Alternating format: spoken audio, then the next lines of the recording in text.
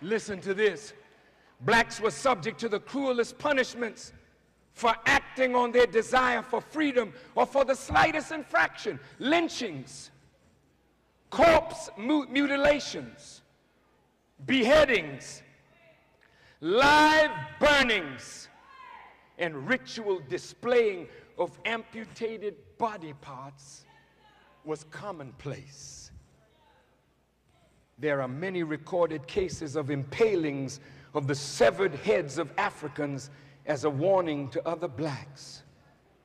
Whippings were cruel and sadistic, resulting in acute blood loss, shock, and infection, and were often fatal. One former slave wrote of having witnessed a black man being forced to whip his own mother to death. The shrieks of horror were often audible for miles.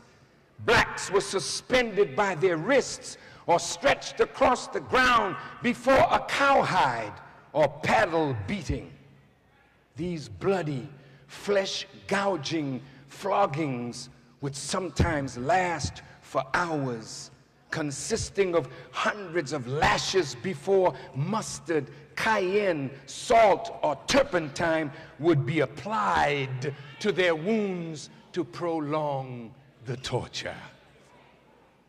Pregnant women were forced to lie face down in a whipping hole dug out for her belly so she could be whipped while preserving her valuable slave infant. Some blacks were whipped until their skin was completely removed, and the slave who was forced to apply the whipping was subject to the same if the slave showed any mercy.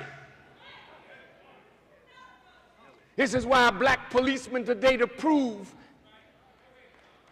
he hates his own, will sometimes beat us worse than the white man. This is the way we were bred. This is why, black woman, you get no respect, because we were forced to have sex with you, not to marry you, but to have sex with you to produce babies for a slave master. And today they have a hell of a nerve to talk about our immorality. Our little bastard children.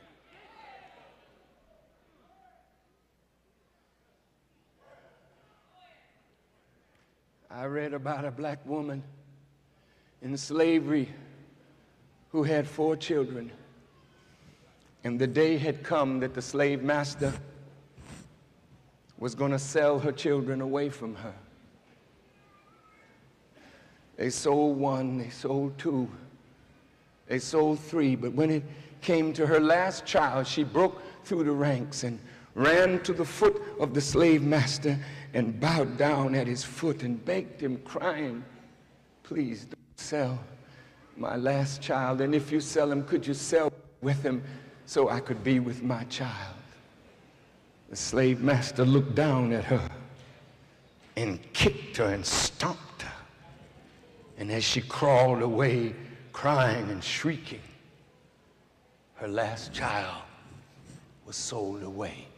Why do you talk like this, Farrakhan? Don't you realize you're stirring up hatred?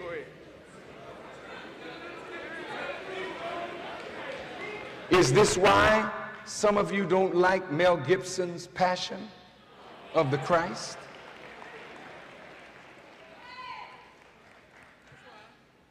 How many of you saw the movie? I saw it. How many of you saw the terrible beating that was administered to Jesus? The scourging of Jesus, beating him till his body was raw. I saw it. I heard people in the audience crying. One woman couldn't take it and had a heart attack and died because to see her Lord beaten like that, it brought up out of her heart compassion. That's one man. But if you would read this book, without sanctuary. I want every white child listening, every white family listening, go get this book, Without Sanctuary. I couldn't even read it.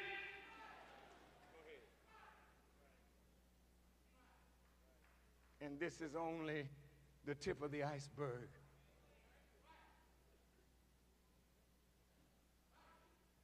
If you could feel the pain of Jesus in that brutal whipping put on him by the Roman soldiers,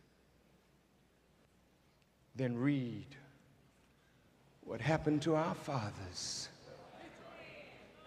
And they did nothing to Jesus that has not been done to us, and then some. The only problem that Reverend Al and I might have with the movie. See, I understand, Mel, I really understand. You had enough heat as it was, but if you had made him black, if you had followed that part of the scripture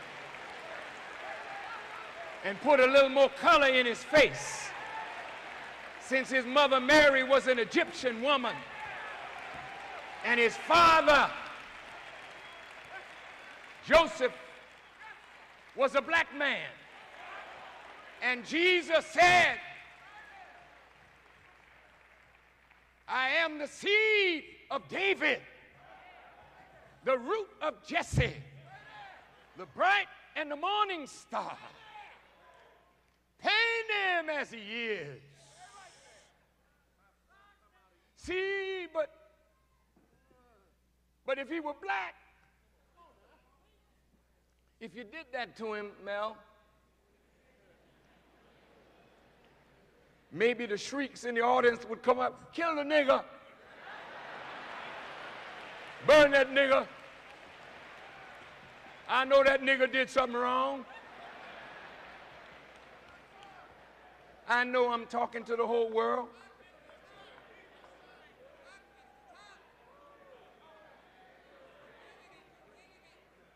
But neither Arab, Christian, or Jew feel the pain of black suffering. And I'm going to tell you why. That's why all you scholars can talk about God and the kingdom, but you don't mention the transatlantic slave trade.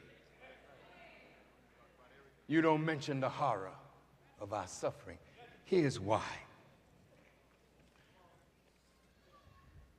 It's because of something called the Hamitic curse.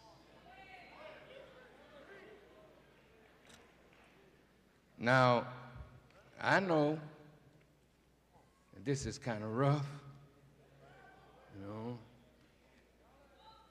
but according to the Babylonian scholars, writers of the Talmud, not the Torah, but the Talmud. Now I want you to listen. Come on, come on, come on. Don't walk away from me now. I know it's painful, but you can't correct the wrong if you don't know it. I'm not trying to make anybody feel bad. I want us, hopefully, to look at the horror of what was done to an entire people.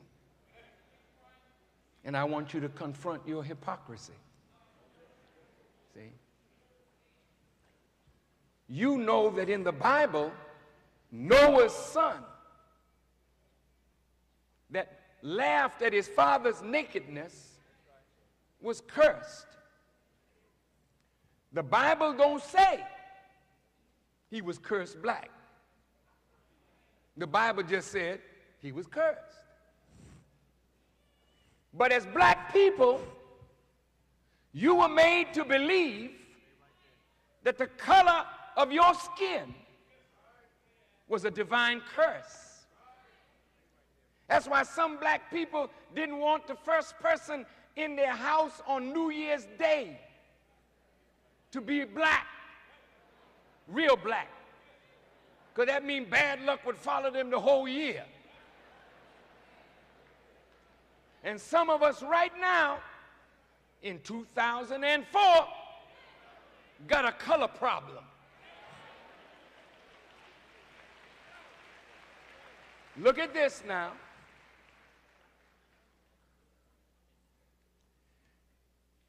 The Hamitic curse was written of in the Talmud 400 years after the birth of Jesus.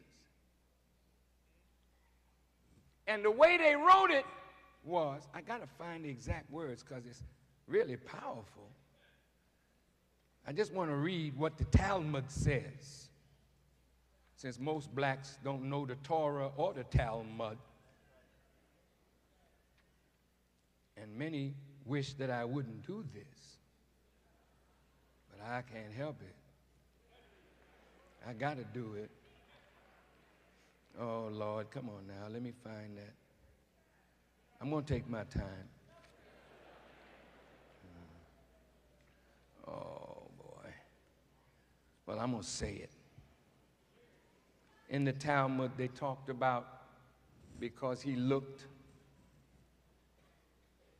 at Noah in that condition and mocked it, the redness of his eyes, turning of his head, made these kinks in his hair, thickness of his lips. That's our features. We were black and cursed. Now you can tell me, oh brother, that's not true. But I'm going to tell you, it absolutely is true. See, you, so-called Jews, I'm not going to give you the credit for being one of those that obey God. You portrayed us. You know what images do. That's why you jumped on Mel Gibson. But you painted us. Big lips, red eyes, kinky hair. You put us in the movies like that. You mocked our characteristics and made us to hate God's creation of us. You did that. Hollywood did that. Step and Fetch It, Mantan Moreland, Amos and Andy, Butterfly McQueen. Run the road. You take our strongest, more courageous black minds. You think we don't see you? And you put us in Hollywood. You give us television shows. And then we got to buck our eyes.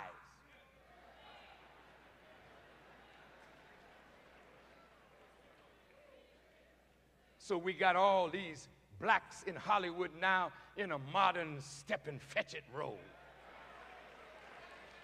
Laughing when ain't a damn thing funny. You allow them to prostitute you for $1. I got a call from a black man from Hollywood. I hope you don't mind me saying it.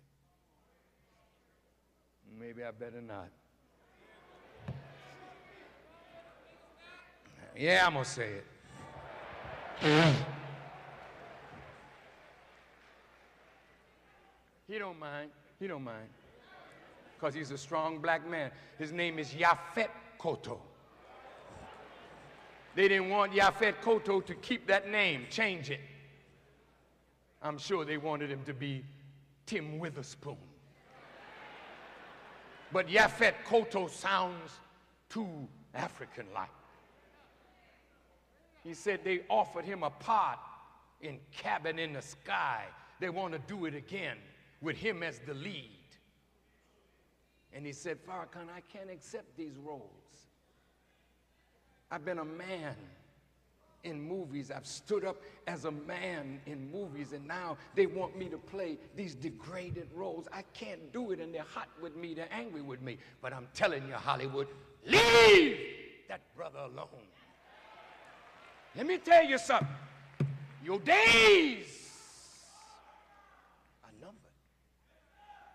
The finger has written on the wall in blood.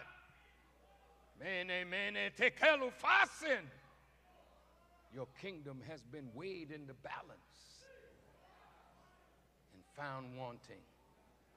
Black man and woman, you gotta stand up. Money is not more important than principle. If they can print money, they print it every day.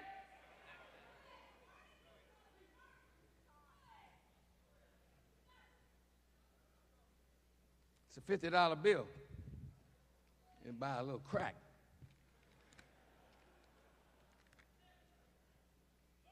Ulysses Grant.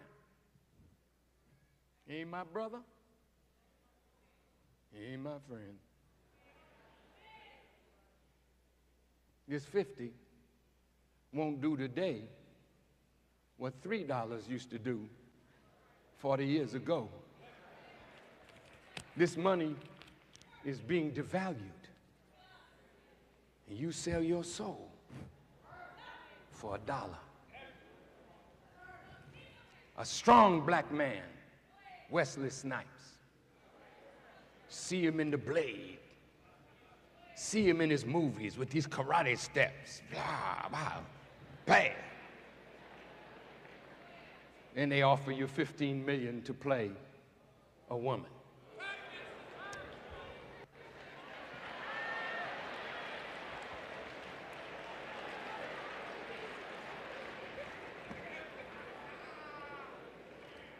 What happened?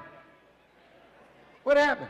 All that strength that you showed giving young black boys, I want to be like Wesley. I want to be like Snipes. Then you come out in a dress, and the boy's confused.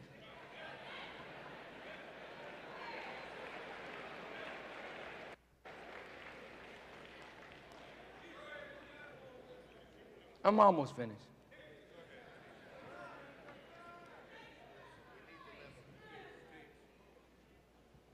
It hurts me too to have to say this, and I can't say it easy because I'm filled with passion. Yeah, passion of Christ, passion of Muhammad, passion of the prophets, passion for truth.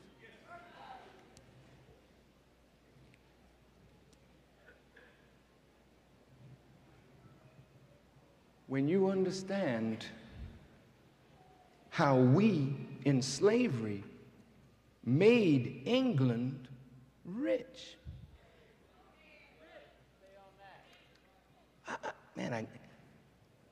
Europe and America benefited from the slave trade. I want to show you the banking institutions that were spawned by slavery. The Dutch West India Company, the British East India Company, all these companies thrived because of slavery. And from them, capitalism got its start and its growth. Slavery spawned the European Industrial Revolution. And out of that came banking institutions that have taken over the world.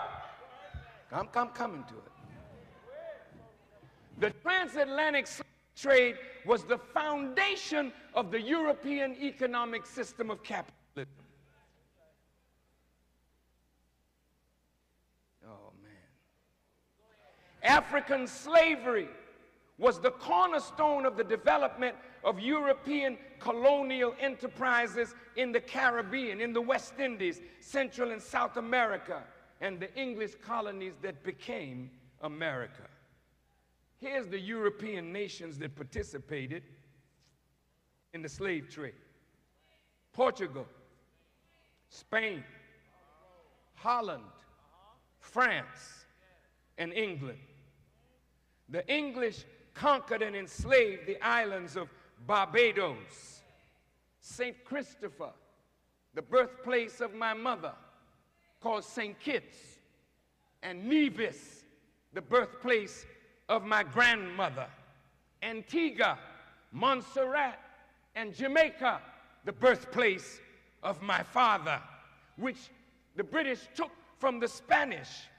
The French conquered and enslaved the islands of Martinique, Guadeloupe, St. Lucia, Grenada, St. Dominique, Haiti. I'm going to talk about Haiti for a second. The Portuguese conquered and enslaved the islands of Cape Verde off the western coast of Africa, Sao Tome and Brazil. The Spanish conquered and enslaved the islands of Hispaniola, present-day Dominican Republic and Haiti, Cuba, Puerto Rico, Panama, and traded, excuse me, slaves in Mexico, Peru, Colombia, Venezuela, Ecuador, Argentina, and Guatemala. Blacks all down in there.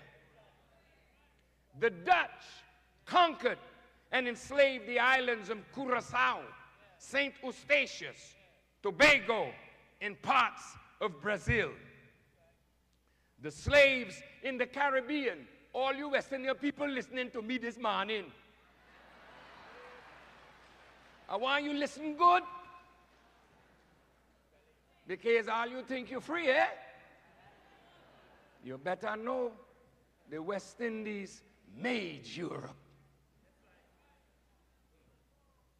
And you don't want to ask for nothing.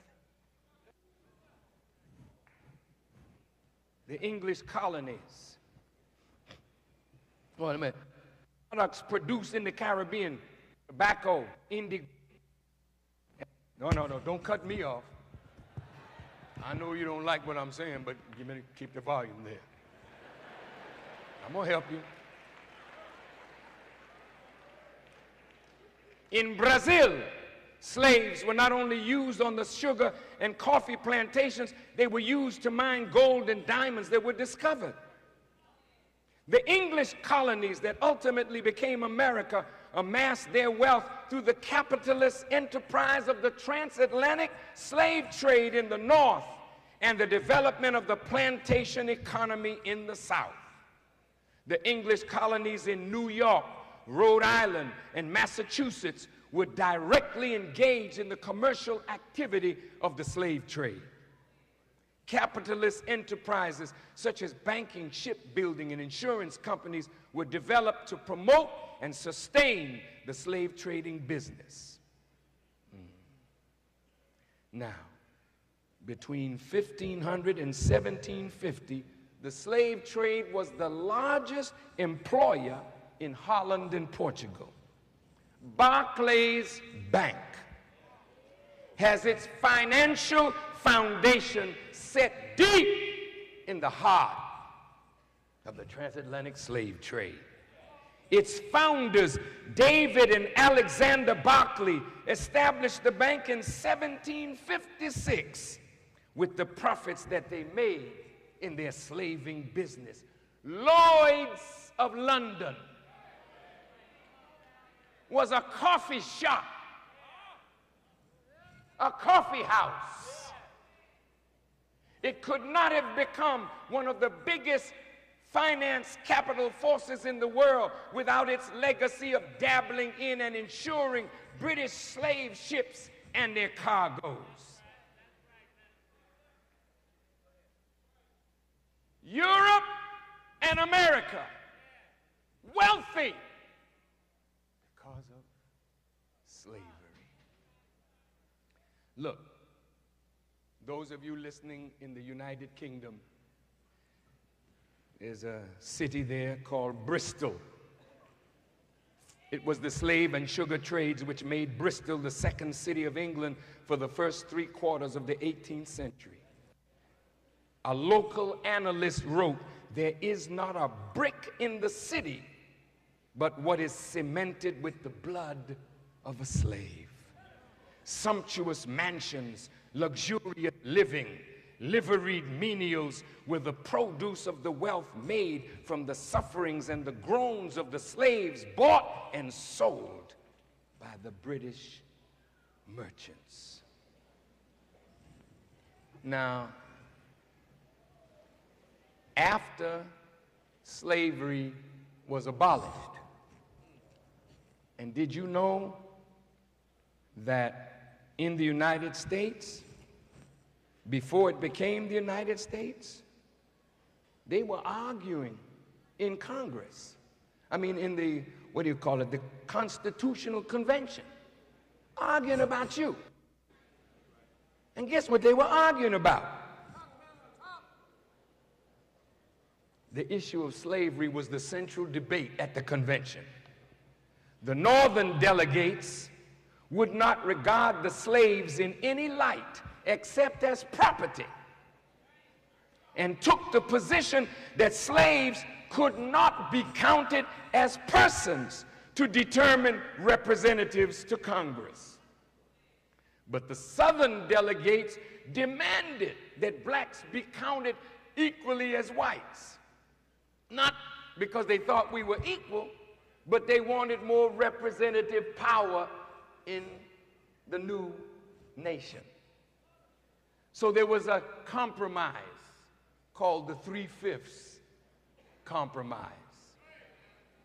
So in Article 1, Section 2 of the Constitution of the United States, it says, and I quote, "Representatives and direct taxes shall be apportioned among the several states which may be included within the Union according to their respective numbers, which shall be determined by adding to the whole number of free persons, including those bound to service for a term of years, and excluding Indians not taxed, 3/5 of all other persons." So that's how you became 3/5. And guess what? In the first 100 years of this nation, 70 of those years were ruled by Southerners because they counted us as 3/5 of a human being. And they argue over you now, not because they love you. What can they get from you to enhance their position? 10 of the 16 first presidents of the United States were slave owners. That's why when the current generation of white people say, "Well, we didn't do nothing." Yeah, but the government of America did. And that's why we have to petition the government. All right. These people fought to extend the slave trade. And the transatlantic slave trade, as horrible as it was, there was another compromise, and they allowed it to exist for 20 more years. The slave trade ended in 1808, but slavery continued. Now, brothers and sisters, I'm going to stop on this now because the history is something that you can read. But I want you that don't know what happened to you. It's written in books. But if you won't read, you'll go along for the ride. Right now, there's a great election coming up. And there you will be used again.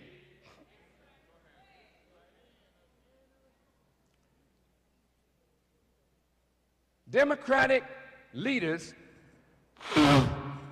boy, that was loud.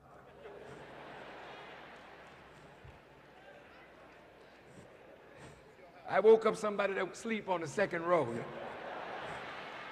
They thought I was blowing a weapon of mass destruction.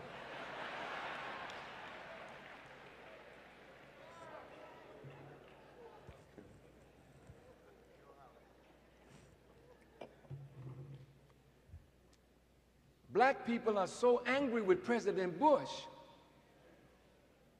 that they are willing to give Senator Kerry a free ride. That's not wise. That is not wise. You notice how frightened the Democrats are that Ralph Nader has decided he's going to run? Because the 5% that he got in the last election could throw the election to President Bush. So Democrats are saying, hey, damn, look, man, get out of this. We want to get Bush. But what will you get in the place of Bush?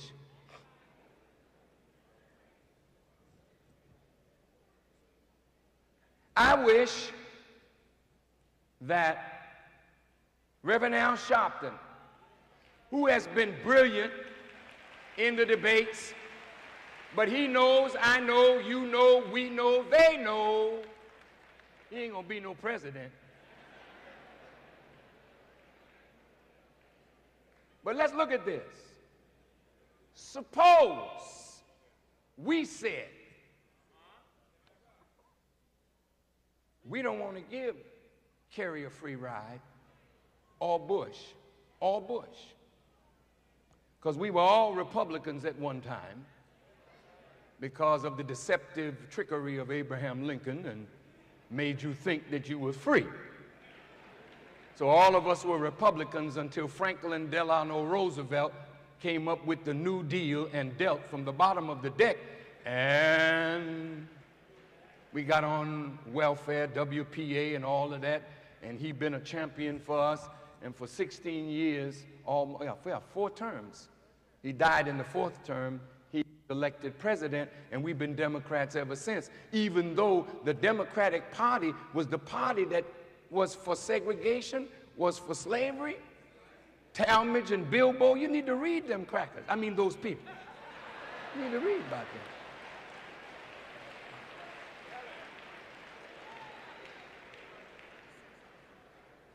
Yeah, all the way up to the 60s. Look at this. Suppose, just suppose, you notice in these debates, ain't nobody raised serious questions about our issues. See, they lumped us in with poor people. I don't even know whether we are a statistic. They say there's 35 million poor people. Some people say it really is as high as 100 million, but we need to end poverty. Everybody needs a job. Don't that sound good? It tickles your ears, don't it? Let me tell you something. There's 9 million Americans unemployed. And the unemployed Americans, when they create a job, more than likely, you won't get it. The factories are closing and moving out of America. Industry, manufacturing, going out of the country. Even some high-tech jobs moving out of the country. President Bush says it's okay. I mean, you know, this is all right. So we say in NAFTA, we say in the World Trade Organization, good. But what will that do for you? But suppose we call Reverend Sharpton in and said, look, Reverend Sharpton, let's ask all black voters to hold their vote and let you and a group of skilled people put before either party a program where there's benefit for us as a people. Then you become more powerful than Nader, and people got to listen to what you got to say. You may not get everything that you want, but at least you won't get a speech. You didn't hear me. A speech at the convention. We don't want that. We want some action. Okay? Now, Reverend Sharpton is brilliant. But if you surround him with John Conyers, surround him with Ron Walters, surround him with people that know politics and want to get to American government our issues. What happened to racial profiling? What happened to police brutality and mob attacks? What happened to putting reparations on their mind? Talk about the death penalty. Talk about the uneven sentencing for crack cocaine as opposed to powdered cocaine. Talk about the game that's being played on black people, filling prisons with our men and women. Talk about the movement of crack cocaine from the government. Talk about our issues. A good Jew will never let a politician get his vote unless you can speak effectively to Jewish issues. Black people never give away their vote until you force these people to speak to your issues. And now, in my conclusion,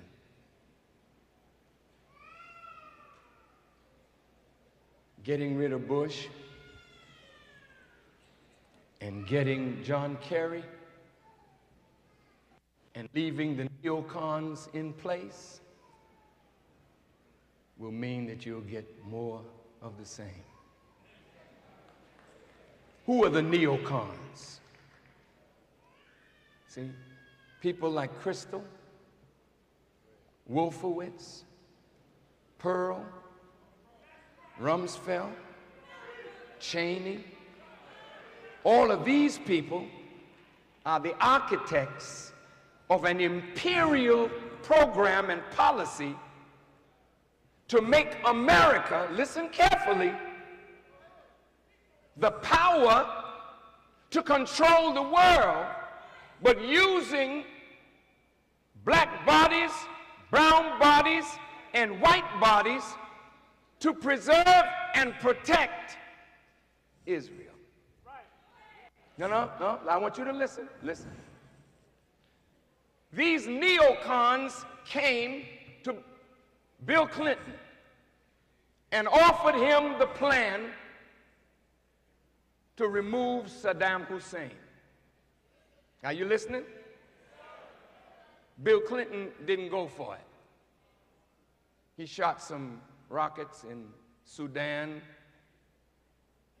blowing up a pharmaceutical plant, shot some rockets into Afghanistan trying to kill Osama bin Forgotten until President Bush saw his numbers slipping. And now Osama bin Forgotten is back in the news again. Have you noticed? I'm going to end this, but I got to show you what's about to go down with the help of God. Look, President Bush, when he came into office, had it in his mind to destroy Saddam Hussein and have a regime change in Iraq. He said this long before 9/11, that his administration was committed to regime change. Once the president says that, and the neocons are the architects of that, then the Washington Post, the New York Times, the Miami Herald, the Los Angeles Times, Newsweek, Time Magazine, U.S. News World Report, CNN, Fox Radio begin the propaganda barrage. Saddam is a terrible man. Saddam is a bad, bad man. Saddam messed up the land. Saddam is a bad, bad man. So damn Saddam. You know. And after they beat those drums, they take a poll. What do you think? We ought to get rid of Saddam. Before they make a move, they have to make you think that the man is wicked as hell. Yeah, he did wrong, but he ain't done no more wrong than American presidents. He gassed his own people. Well, how the hell do you think you're in this condition? Somebody been gassing you. Somebody been experimenting on you. Somebody been misusing you.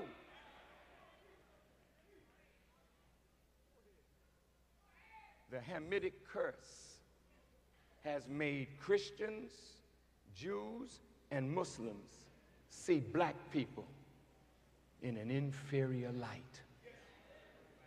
Did you hear me? Hegel, Kant, and Dewey, the father of the American educational system, all of them see blacks and Africans as inferior, and they've put it in the educational system. That's why when I was in the kindergarten, the first thing they taught me was about little black Sambo.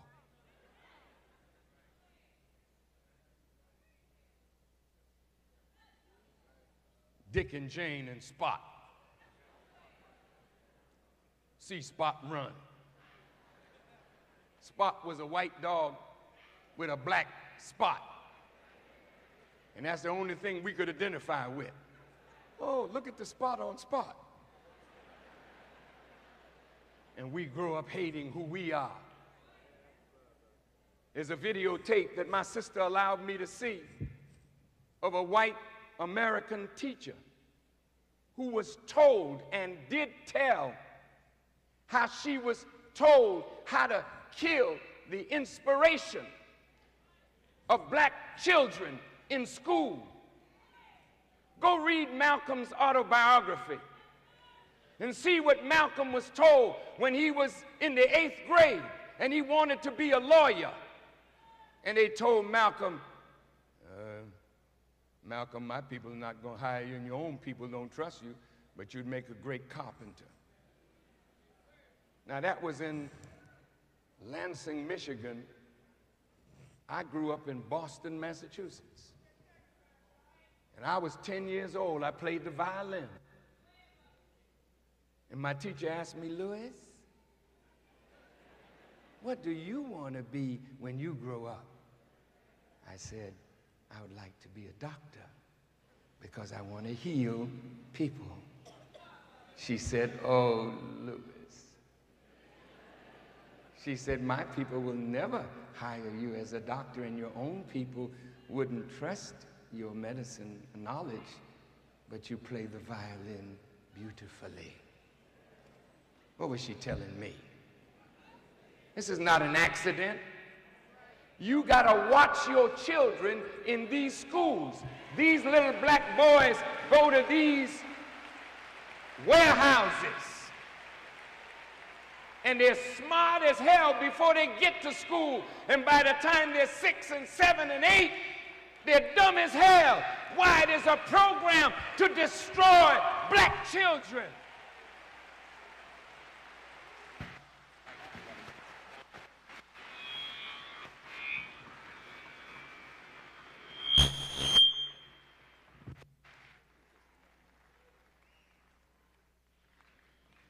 I'm right there. President Bush knew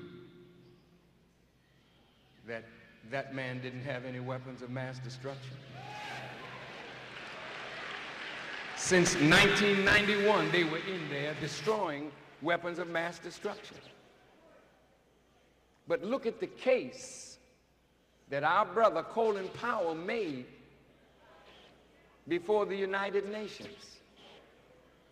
He compromised his own integrity. They used him with skewed information from the intelligence community, and they marched off to war.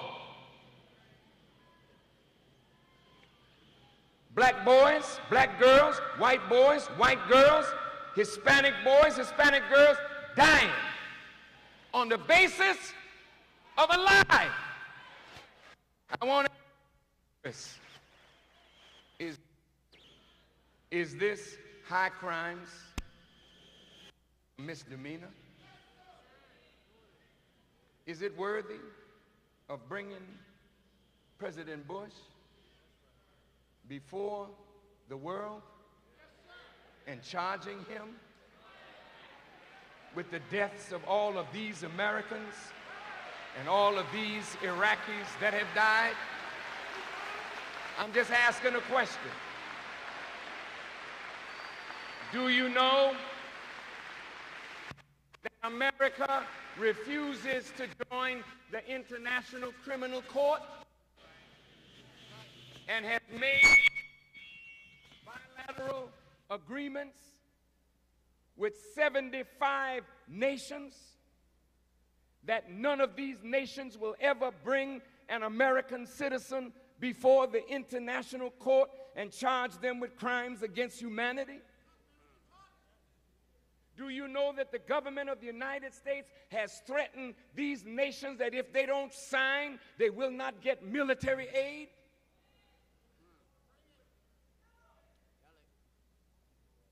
And the lie that they tell is that they're jealous of us and they may bring us. Let me tell you something.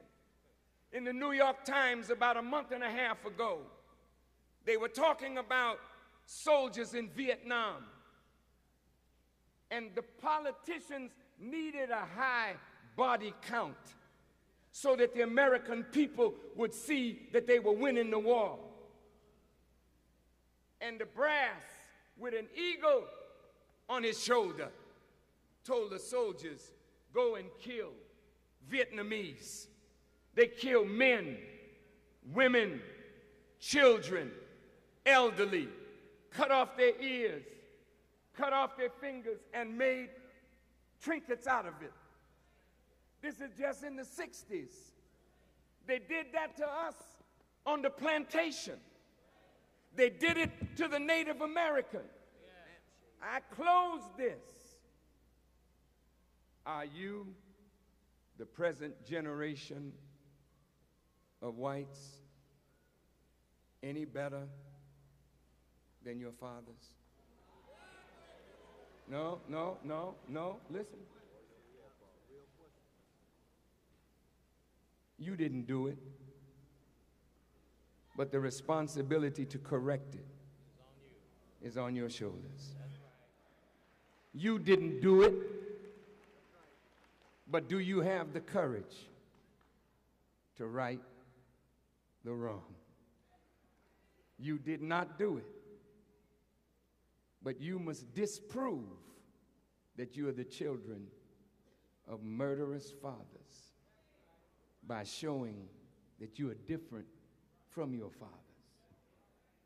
But if that bill to study reparations does not move out of committee and get real discussion, then you're showing us you're the same as your father. If when we raise this question all over America, instead of saying we'll study it and we'll do our best to rectify it, Tavis Smiley said that he was on that plane with President Clinton when they flew to Goree Island in Senegal. And there was a lot of black folk on that plane with the president. And some of them asked the president, President Bush, are you willing, Clinton, pardon me, are you willing to apologize for slavery after seeing the horror of Goree Island? And Tavis Smiley said, some of the blacks on the plane said, you ain't got to apologize for slavery, Mr. President. Or you ain't did nothing like that. That's true. All right. A silly Negro spoke like that. But what kind of character did the president have? Look at the Pope of Rome. Look at the Pope. The Pope said, I ask all the indigenous people of the world to forgive the church for what the church did to the indigenous people. We're sorry. Well, that's a start. The Pope made a start. That's not enough, though, Your Holiness. See the wealth of the church? How did you get it? Are you willing to share it? To help raise the standard of those whom the church crushed? American Christians, you brag about how Jesus is a God of love. And the Muslim God is a God of hate and violence. I just talked about the violence of the slave trade and the violence that continues on our people every day. You say you love? Then do something to repair the damage. The lowest cost to repair the damage in financial terms, some of our scholars say is around $9 trillion. That's a lot of money. You don't give money to a fool. It has an elastic band on it. They give it to you and pop it. And it's right back in their hands in less than a month. No, no, no. The transfer of knowledge is the start of repairing the damage. Right. You notice Pakistan transferred knowledge to North Korea, Iran, and Libya of how to make an atomic weapon. That's what produces equality, transfer of knowledge. Can you heal us? No, you can't. But you can support our healing. A man came to North America by himself. A man came and he had healing in his wings. A man came and he raised up another man and taught that man, and the healing process began. You can't deny that Elijah Muhammad healed.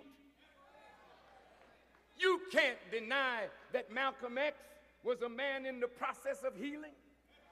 You can't deny that Muhammad Ali or Imam Waruddin or Louis Farrakhan and those of us who are the students of Elijah Muhammad have not been in the forefront of healing black people.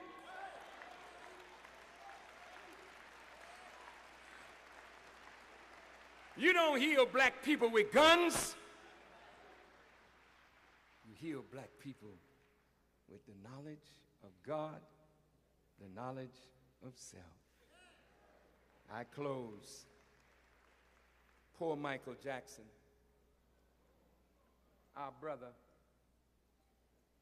You notice how the media beat us up?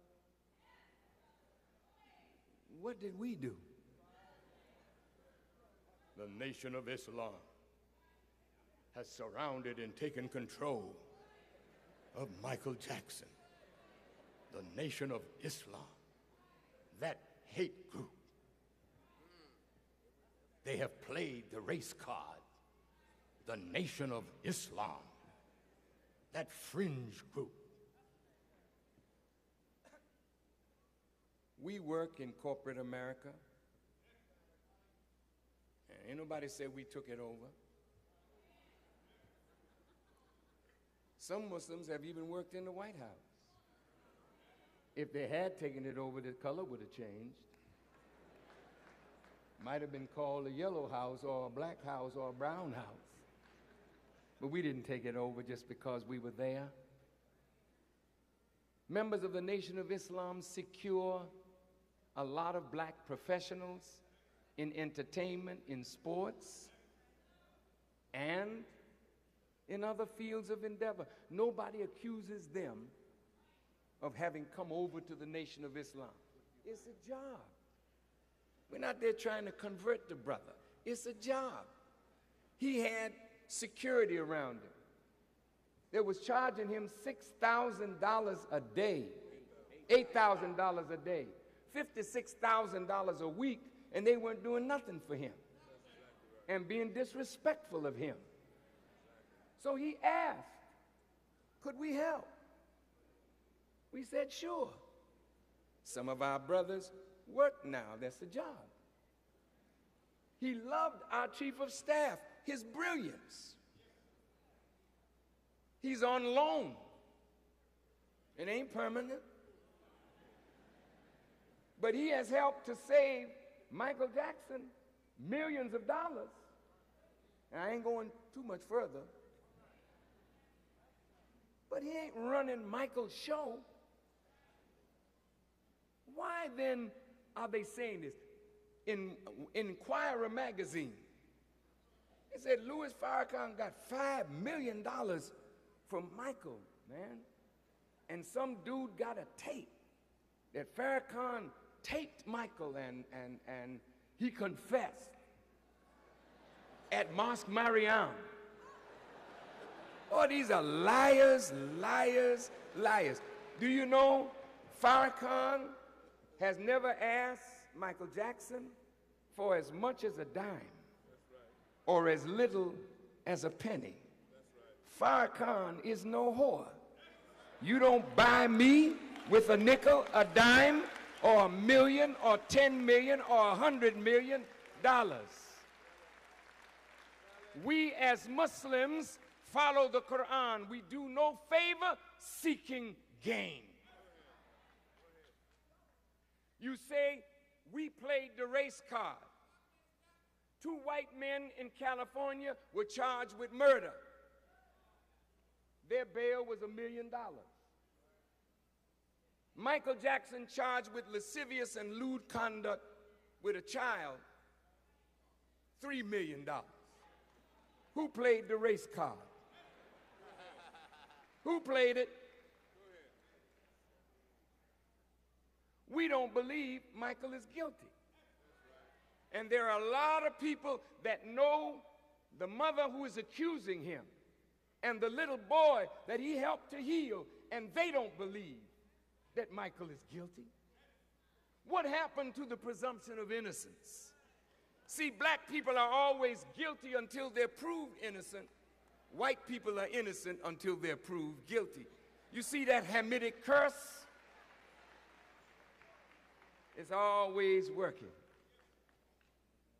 I pray that Michael Jackson will come through this, but I believe I know why he's under attack. See, when you're allowed to become that popular, where people all over the world love you, and some even worship him and look at him as a Lord, this is the truth. You've seen those videos where women just fall out over Michael, right? Michael is growing in consciousness. That's what makes him dangerous. Consciousness plus money means power. And if he would make an album saying, they don't care about us, wise white people say, see, he's putting a message in his music and we can't have it. See, they're a little smarter than the slave master was when we used to sing, everybody talking about heaven ain't going there, heaven, heaven. We were talking about white folk not going to heaven. They talk about it. But if there's a just God, unless they change, prepare slaughter for the children, for the iniquities of their fathers. My brother from Haiti had to leave, Jean-Baptiste. But you heard on the news today that Jean Aristide stepped down. But the truth of the matter, as we learned, was that special forces of the United States landed in Haiti and took him out of Haiti. And the news media covers. And who was the person that gave us this information? The Consul General of Haiti called Jean-Baptiste, who is Haitian, and told him what went down. Do you know why Haiti is in trouble? 200 years. That's right. This is her anniversary. Yeah.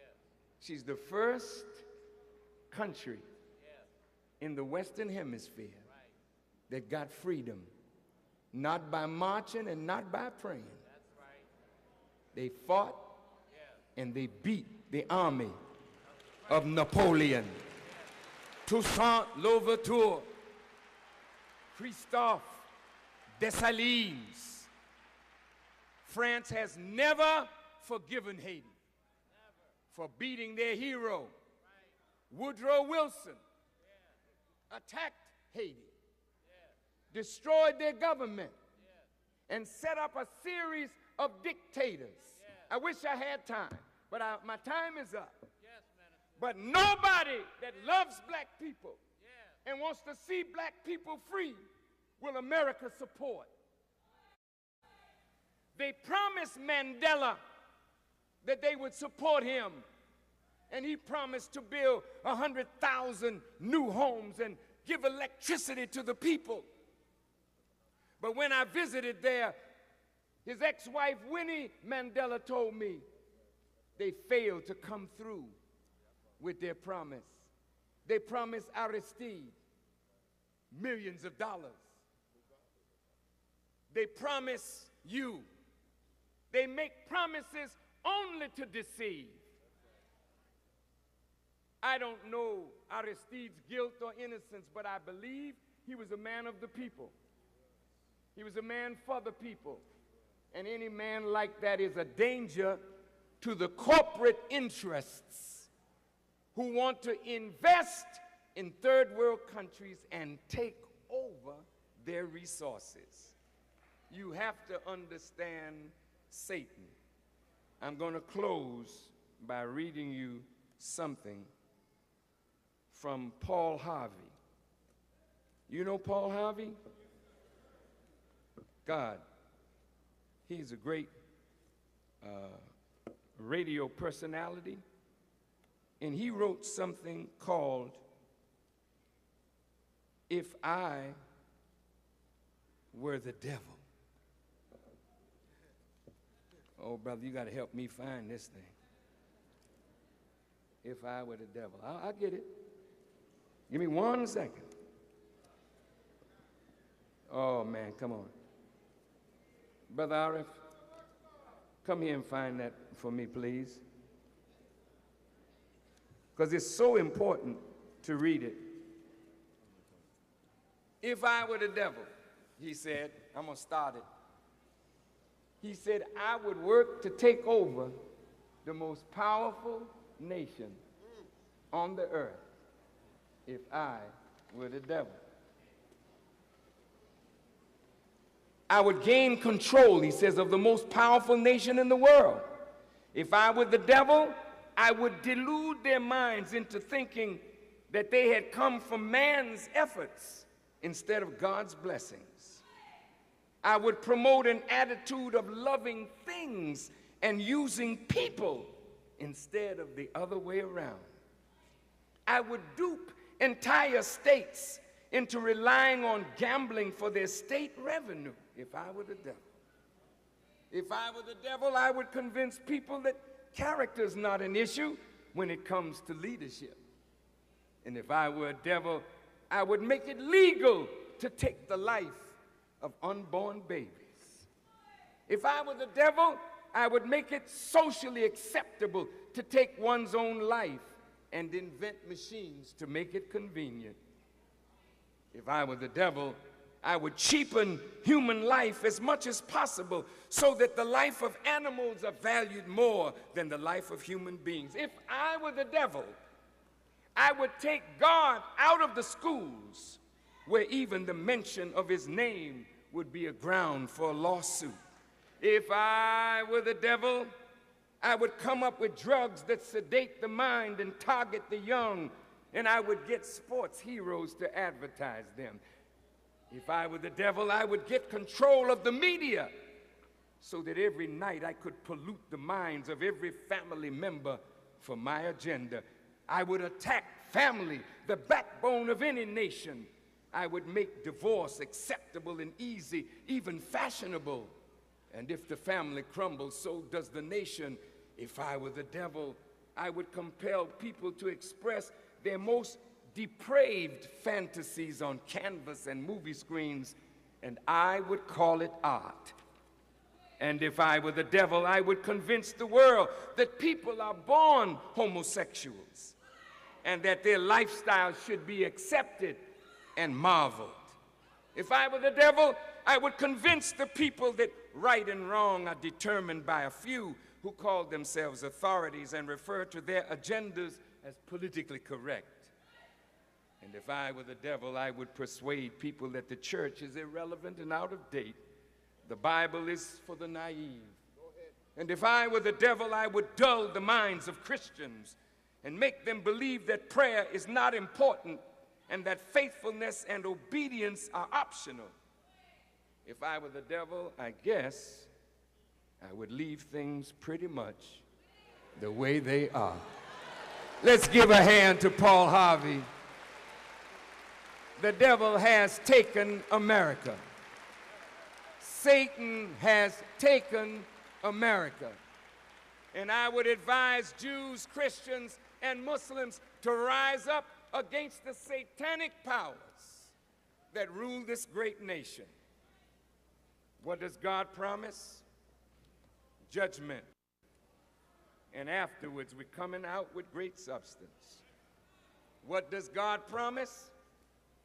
He said, I will take the prey from the mighty and deliver the prey from the hands of the mighty. What does God promise? I will spend all my arrows against Babylon. What does God promise? If you don't give us justice, he'll take the kingdom from whom he pleases, and he will give it to whom he pleases. What does America and Europe owe? They owe everything to Africa, the transatlantic slave trade, and all Europe and America must repent or be destroyed from the face of the earth. Thank you for listening, and may Allah bless you as I greet you in peace. Assalamu alaikum.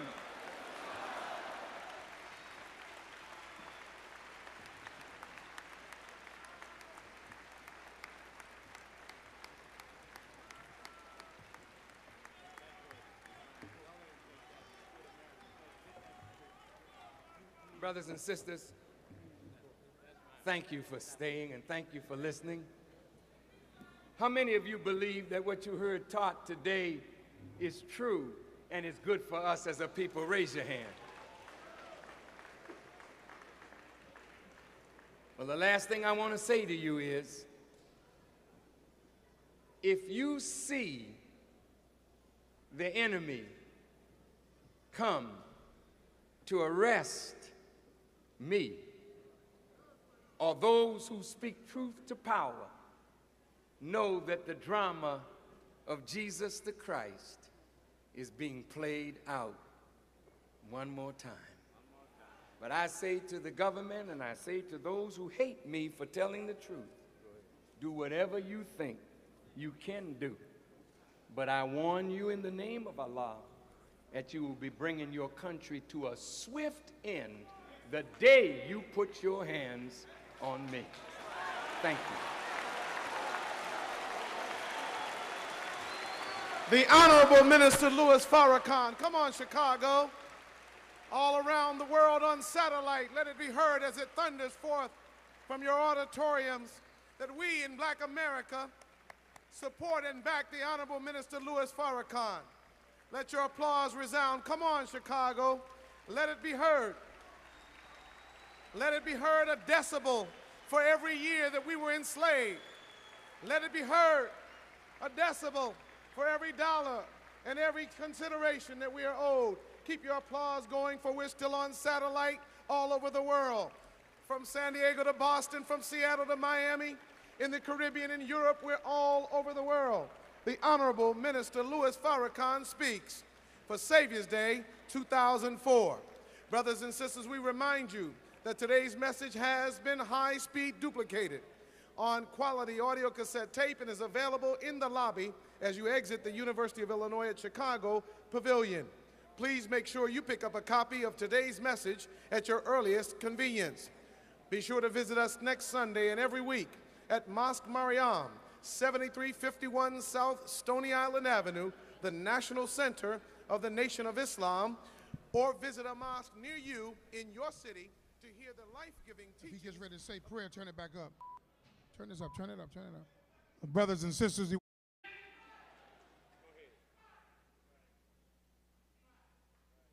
and this is only the tip of the iceberg.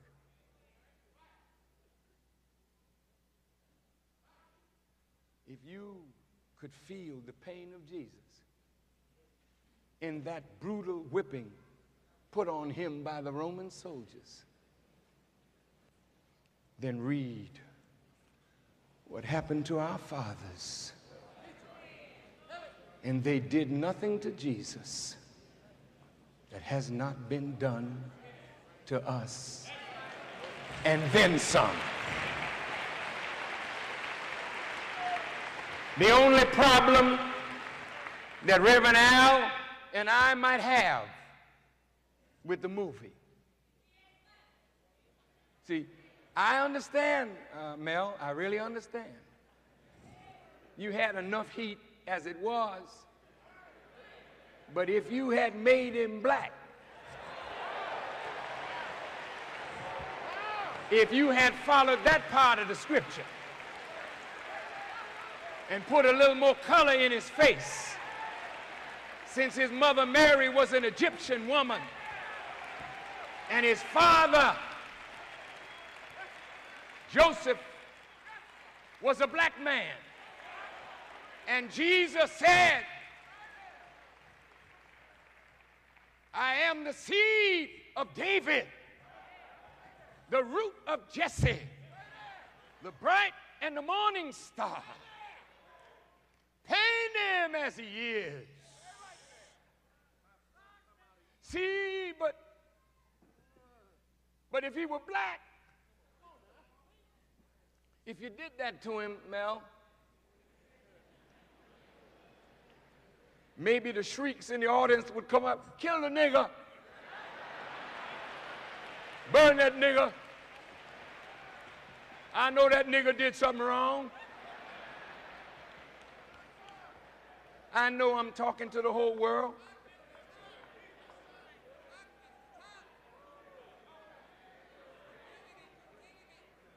But neither Arab, Christian, or Jew feel the pain of black suffering. And I'm going to tell you why. About our immorality, our little bastard children.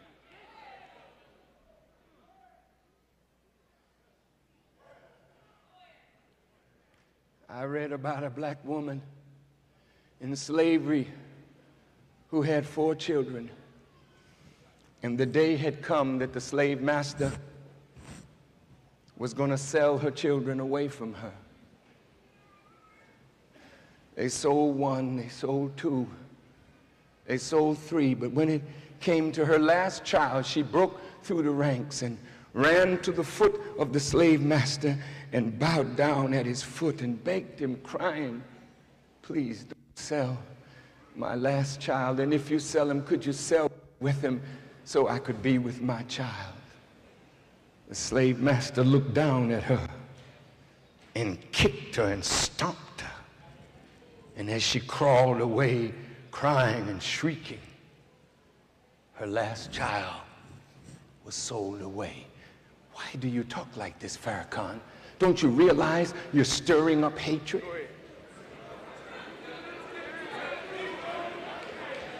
Is this why some of you don't like Mel Gibson's Passion of the Christ?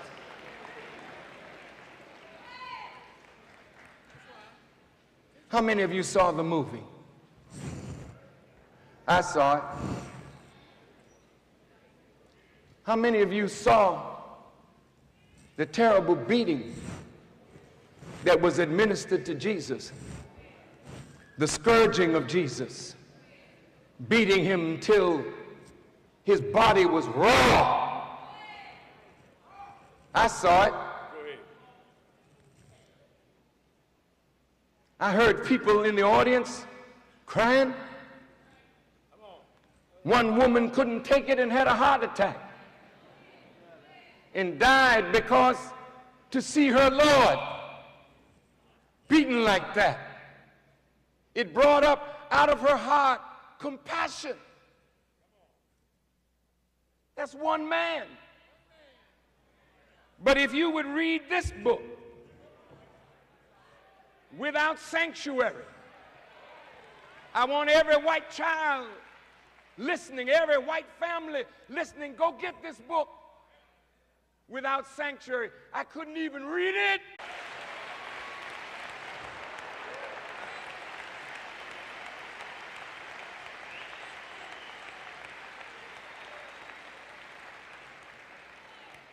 Listen to this.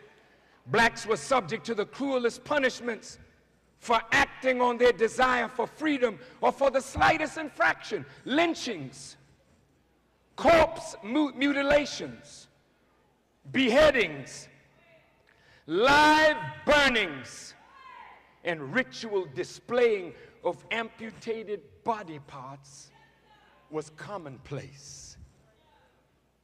There are many recorded cases of impalings of the severed heads of Africans as a warning to other blacks. Whippings were cruel and sadistic, resulting in acute blood loss, shock, and infection, and were often fatal. One former slave wrote of having witnessed a black man being forced to whip his own mother to death. The shrieks of horror were often audible for miles.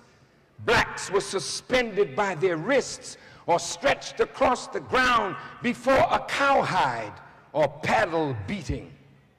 These bloody, flesh-gouging floggings would sometimes last for hours, consisting of hundreds of lashes before mustard, cayenne, salt, or turpentine would be applied to their wounds to prolong the torture. Pregnant women were forced to lie face down in a whipping hole dug out for her belly so she could be whipped while preserving her valuable slave infant. Some blacks were whipped until their skin was completely removed, and the slave who was forced to apply the whipping was subject to the same if the slave showed any mercy. This is why a black policeman today, to prove he hates his own, will sometimes beat us worse than the white man. This is the way we were bred. This is why, black woman, you get no respect, because we were forced to have sex with you, not to marry you, but to have sex with you, to produce babies for a slave master. And today they have a hell of a nerve to talk about. Was written of in the Talmud 400 years after the birth of Jesus. And the way they wrote it was, I got to find the exact words because it's really powerful. I just want to read what the Talmud says, since most blacks don't know the Torah or the Talmud. And many wish that I wouldn't do this, but I can't help it.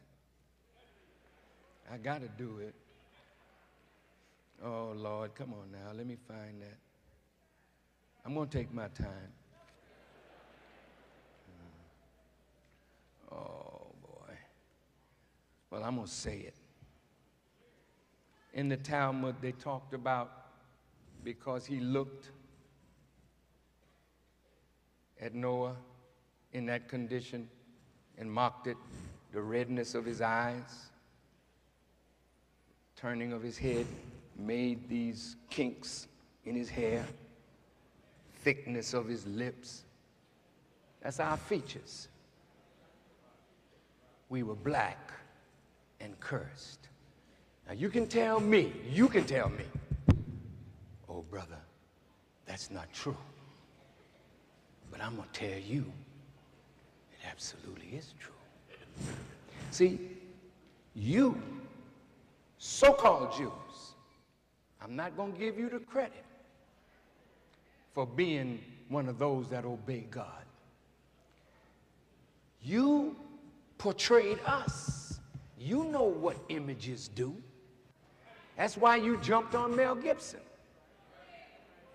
But you painted us. Big lips, red eyes, kinky hair. You put us in the movies like that. You mocked our characteristics and made us to hate God's creation of us. You did that. Hollywood did that. Step and Fetch It. Mantan Moreland. Amos and Andy. Butterfly McQueen. Run the road. You take our strongest. That's why all you scholars can talk about God and the kingdom, but you don't mention the transatlantic slave trade. You don't mention the horror of our suffering. Here's why. It's because of something called the Hamitic curse. Now, I know this is kind of rough, you know, but according to the Babylonian scholars, writers of the Talmud, not the Torah, but the Talmud. Now I want you to listen. Come on, come on, come on. Don't walk away from me now. I know it's painful, but you can't correct the wrong if you don't know it. I'm not trying to make anybody feel bad. I want us, hopefully, to look at the horror of what was done to an entire people. And I want you to confront your hypocrisy. See? You know that in the Bible, Noah's son that laughed at his father's nakedness was cursed. The Bible don't say he was cursed black. The Bible just said he was cursed.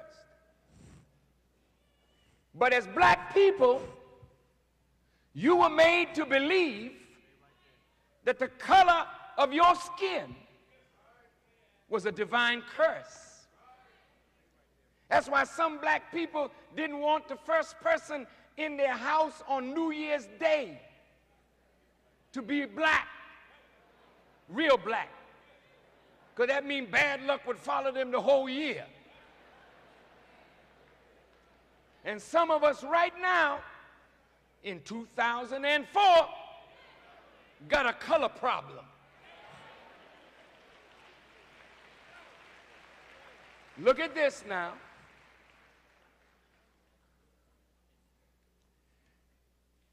The Hamitic curse